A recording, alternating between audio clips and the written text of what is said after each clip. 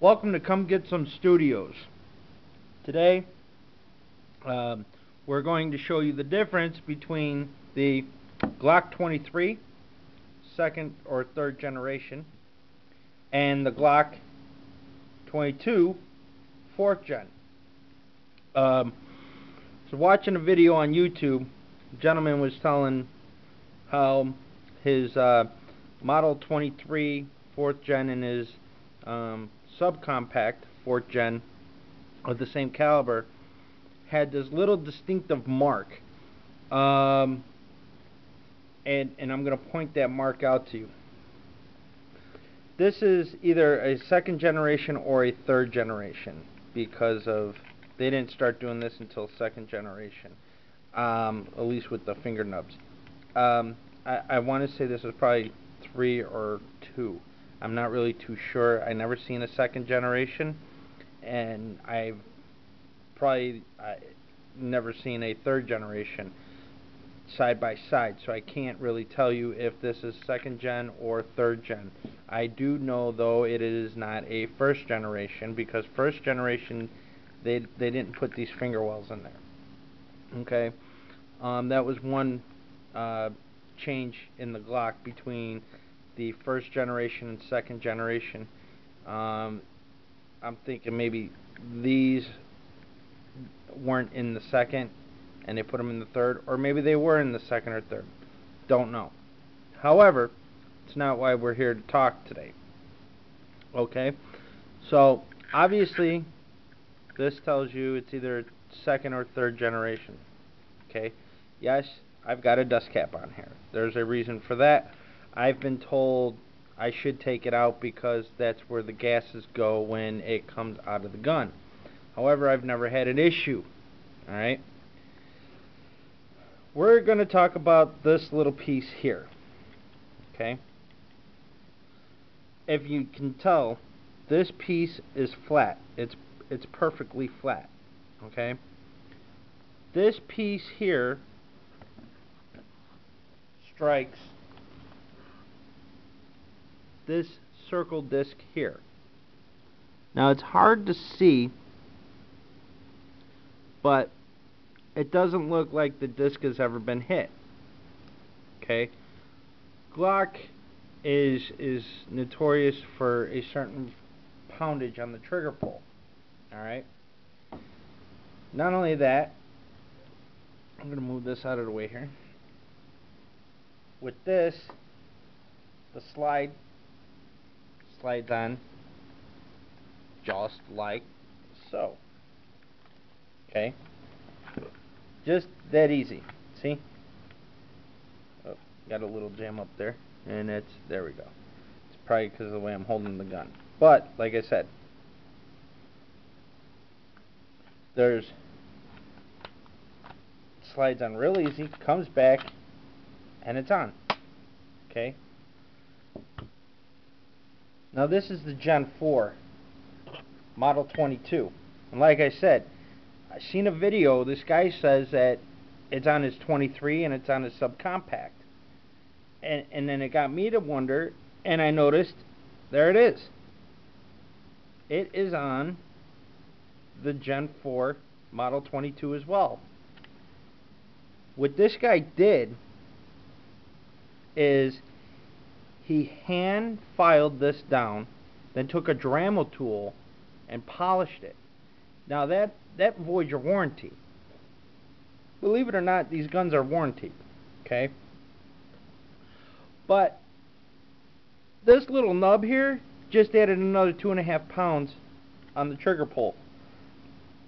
Okay? That's not good. They've got a ghost trigger, which you can put in there, and it decreases it by 3.5 pounds to a 3.5 pound. I'm sorry, 3.5 pound trigger pull. But if you noticed, this plate here is struck more because there's more definition that this is getting hit. Which I never had a problem with my 23, but a lot of people said that this caused problems with stovepiping. This caused rounds to stovepipe or not fire at all. There was also problems with the spring. A lot of people YouTubed about how the spring malfunctions the 4th gen on the Glock. Now, I've fired so far to date 550 rounds through this. Never had a stovepipe, never had a jam, nothing. The recoil on it is badass.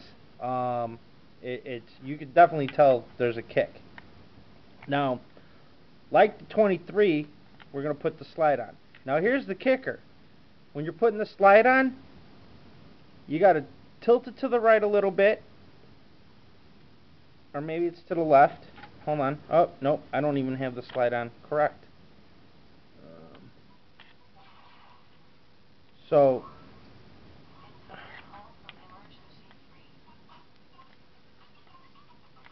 let me get this on here.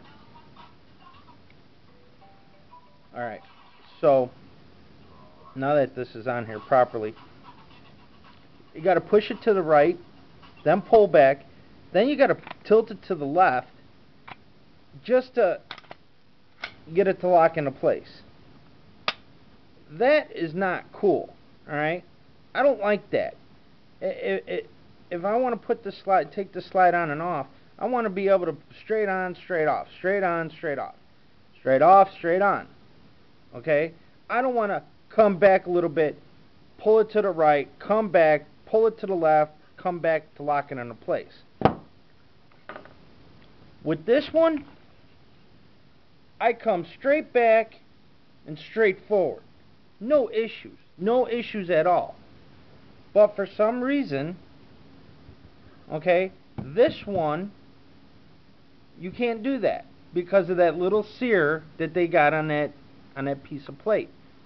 Now, I'm not going to void out my warranty and hand file it down and then Dremel drill or Dremel tool polish it. The heck with that. That'll void out my warranty. I don't want to do that. So I'm just going to leave it as is. But, I mean, it hasn't really made a difference on the function of the firearm except the trigger pull. That's about it.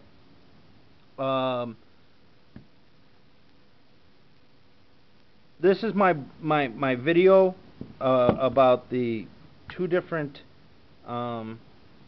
styles that they've used up until 3rd generation and that they're currently starting to use on the 4th generation, and maybe we'll see them in the near future on the firearms. I hope to God not. I'm hoping that they see all of our videos on this and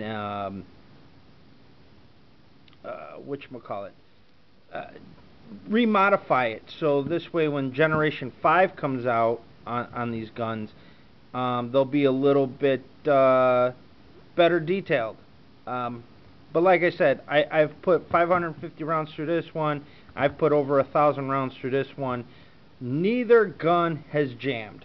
And I'll tell you right now, this is the round I currently have in the 23 and the 22. When I use the 23 as a duty weapon, these are my duty rounds. It is a 186 grain 40 caliber Hydroshock by Federal. Alright. Now, I've got another round. It's a full metal jacket. Let me see if I can find it here real quick.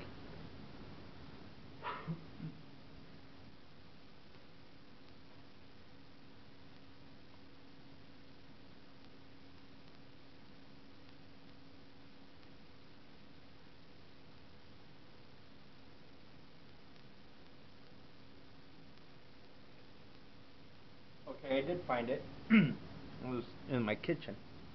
Sorry it took me so long. Alright. This is a full metal jacket. Alright. Also a 40 caliber. This is range rounds. Okay. 550 of these through this gun here. Never had an issue. This one, well over 1,000. Never had an issue. Okay? But like I said, people out there on YouTube are blogging about this Gen 4 with problems where this round is stovepiping. Now this round is a 40 caliber Smith & Wesson CBC, which is the maker. I have no clue. It's a generic round, but it does the job. Never an issue. Okay, never had an issue with this round.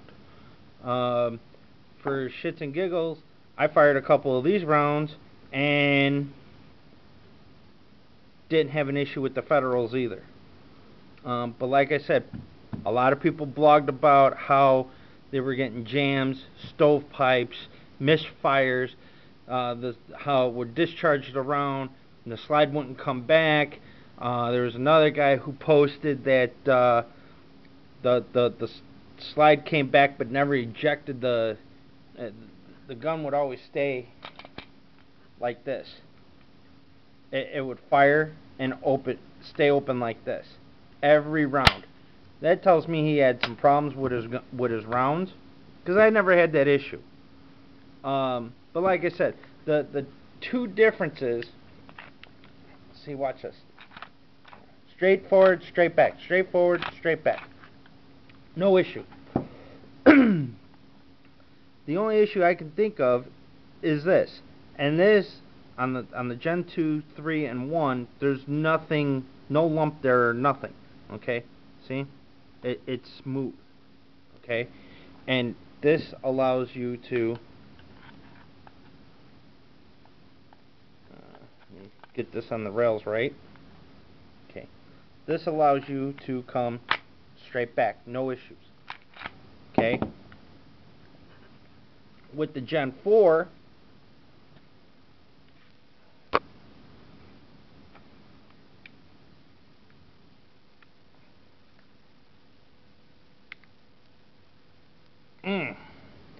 damn, now the slide don't want to come out.